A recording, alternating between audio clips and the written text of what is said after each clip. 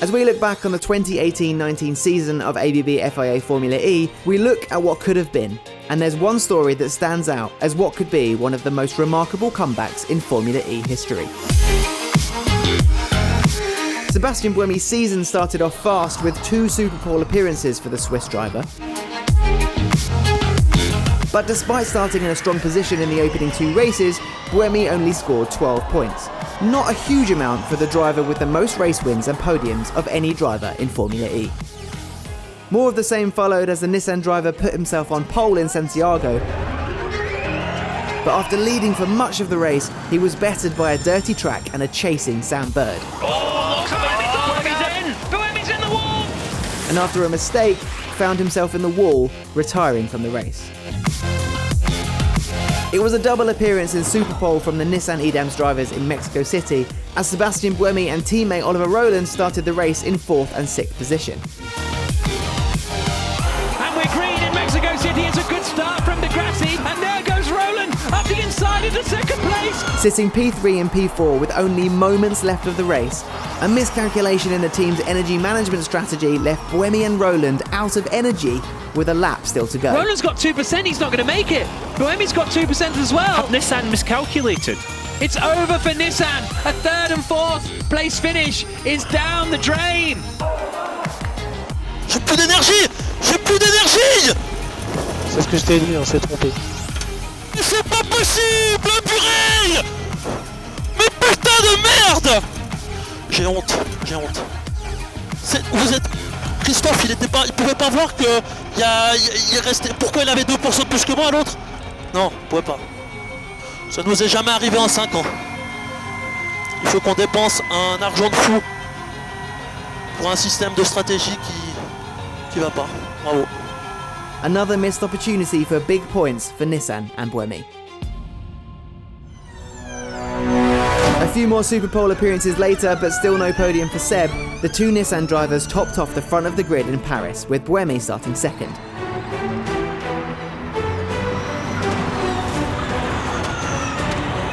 After disaster for teammate Oliver Rowland, Buemi led the race.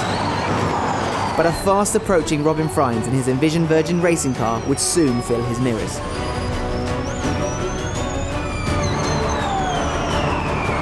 Can he get it up the inside? They have a bit of a nudge as Buemi goes for the attack mode. After a slight touch from Frijns, Buemi was left with a problem and was forced to pit. Sebastien Buemi in the pit lane. Not a view you'd want to see. The disappointing end to the first half of the season made a championship push look unlikely for Sebastien Buemi, until Formula E returned to Berlin. A super fast lap in Sebastian's 9th Superpole appearance in 10 races saw him start the race from pole position. Here he comes across the line, and it's provisional pole for Buemi by 4/10. What a lap from the Swiss. How do you attack this race from the front? Just, push as hard as I can. I don't consider myself in a championship fight, so I'm going to push as hard as I can to win the race, and we'll see. It's a frustrating season, so I hope it's going to come to a good end today. But even though he couldn't maintain the position, losing out to Lucas De Grassi, De Grassi up the inside, De Grassi into the lead in Berlin. Buemi's podium drought was over, finishing 2nd in the race. What followed was a streak of podiums for Buemi. Another Superpole appearance and podium in his home race in Bern moved Buemi into championship winning contention ahead of the final 2 races in New York City. A perfect race day in the first of 2 races in New York City was what Buemi needed to keep the dream alive. And that's exactly what he did. Buemi flying.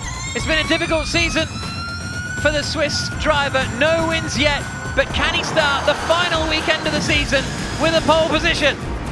0.4 of a second, and he punches the air. Pole position and the race win moved him within 26 points of the championship lead, with 29 points available in the final race of the season. A repeat of the day before, points for pole position, the race win, and a little bit of misfortune for championship leader Jean-Eric Vergne is what Buemi needed. And going into Superpole, things were looking good. Sebastien Buemi has to get pole position to stay in championship contention. Down into the final corner. I mean, this is a good lap. Yeah, of course it is. Got to finish it, Jack.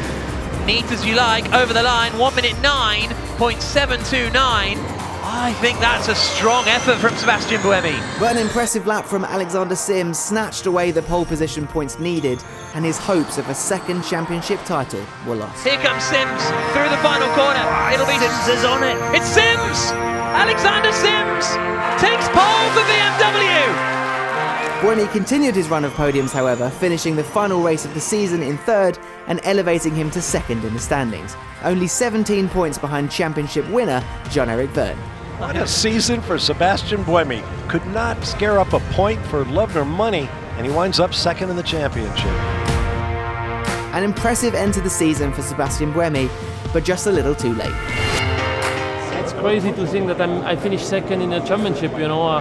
After Paris and all the issues I've had, I could not have even dreamed of finishing second. So amazing feeling. My objective coming into the weekend was to finish third, and I'm second, so you can always dream of doing better, but we didn't lose the championship today. We lost it, you know, way before. With 12 out of a possible 13 Super Pole appearances, 3 pole positions, 4 podiums and 1 race win in the 2018-19 season, the question has to be asked, what could have happened if a few of the races early in the season had played out differently? Could Buemi have stormed his way to a second Formula E championship? And will he pick up where he left off in the opening races of next season? Let us know what you think in the comments.